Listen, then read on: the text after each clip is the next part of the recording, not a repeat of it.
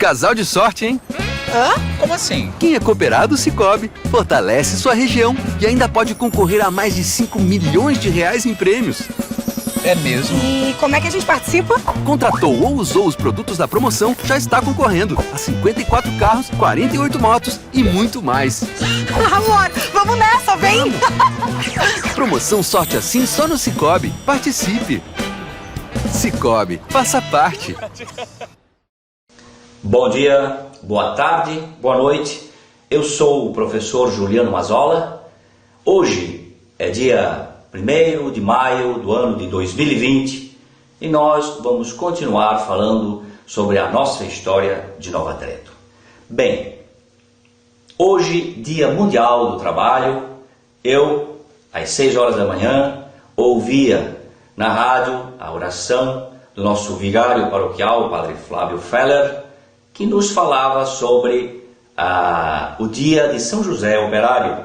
Pois bem, como sabemos e como o Padre Flávio muito oportunamente nos falou nesta manhã, São José foi o padroeiro, digamos assim, da primeira igreja que fora construída na jurisdição da colônia Príncipe Dom Pedro.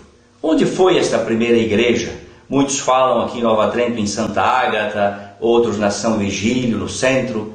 Porém, a primeira igreja, construída de tábuas precárias e coberta de palhas, ela foi feita na localidade de Claraíba. Antigamente chamávamos o 16 porque distava 16 quilômetros da sede colonial de Brusque. Então, esta foi a primeira igreja, lá na colina onde atualmente temos o cemitério da localidade de Claraíba. Esta igreja ela foi feita lá sob inspiração dos padres Alberto Gattone e provavelmente também do nosso trentino Arcângelo Ganarini, que eram os curas da paróquia de São Luís Gonzaga, que atendiam os imigrantes que aqui estavam chegando. Pois bem, então sabemos que esta, em Claraíba, foi realmente a primeira igreja dedicada a São José e a primeira igreja da colônia Príncipe Dom Pedro aqui em Nova Trento. Na mesma época, nós temos a construção, em 1876, do Oratório de São José, este que está aí, bem de frente à entrada do Vígulo.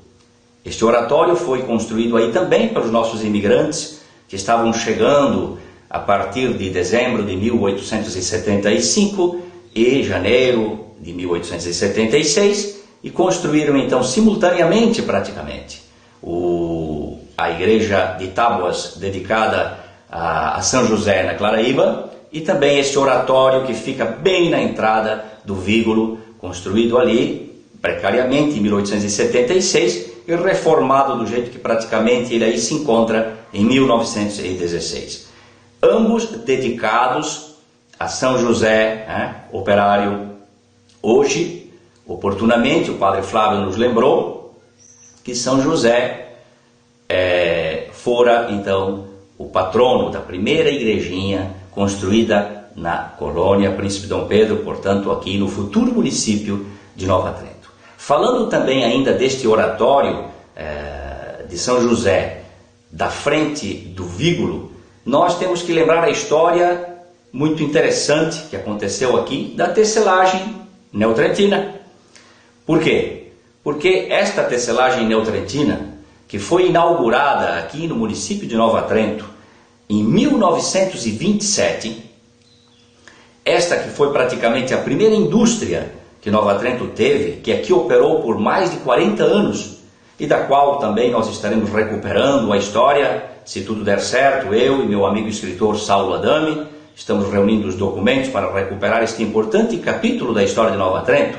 Mas retornando à igrejinha do São José, a capelinha do São José, que aí está de frente à entrada do Vígulo, esta empresa, a tecelagem neotrentina, que fora fundada em 1927, ela fazia e oferecia aí no dia 1º de maio, todos os anos, um churrasco para os seus empregados, para os seus operários. Então aí, no entorno desta capelinha, os senhores Paulo Hartke e Alfredo Hartke, que eram os diretores dessa empresa aqui em Nova Trento. Eles preparavam então uma festa e ofereciam um churrasco aos operários. Cada operário tinha direito a um churrasco e também a uma bebida, e aí eles confraternizavam por muitos e muitos anos. Assim foi ali, bem ao lado da sede desta tecelagem neotrentina, que praticamente funcionou, onde hoje é a pousada Portal do Vígolo, nas imediações aí do Mercado Pedrotti. Pois bem, hoje, 1º de maio do ano de 2020, nós estamos sempre atentos a celebrar os fatos da história de Nova Trento, os fatos positivos, também os fatos negativos, e continuaremos assim, pois nós amamos esta cidade, nós gostamos do povo dela e nós queremos estar conectados com a nossa história para poder, de certa maneira, transmitir às pessoas, sobretudo às gerações mais jovens, que tenham interesse de saber como era no passado e como as coisas ficaram hoje. Então fazemos esses vídeos que na realidade são a reprodução praticamente fiel do que tem escrito sobre a história de Nova Trento, que muito temos escrito já sobre a história de Nova Trento. Porém, nesses tempos modernos, onde as tecnologias agora são diferentes, é importante que a gente também migre para os vídeos, para poder ensinar de maneira um pouco mais descontraída a história deste município.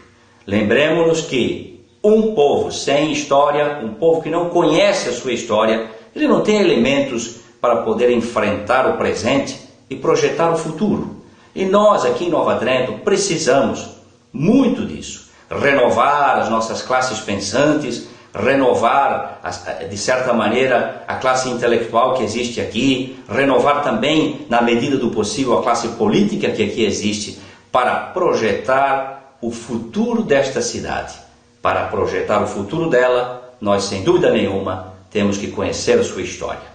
Então, neste dia 1º de maio do ano de 2020, eu retomo alguns vídeos sobre a nossa história para oferecer a vocês que me acompanham, que me conhecem aqui no município de Nova Trento, com muita humildade, oferecer um pouquinho do conhecimento que eu acumulei durante estes 20 anos que estudo a história de Nova Trento, ou 30, e passar para os munícipes, para as pessoas que gostam da nossa gente e da nossa história. Muito obrigado.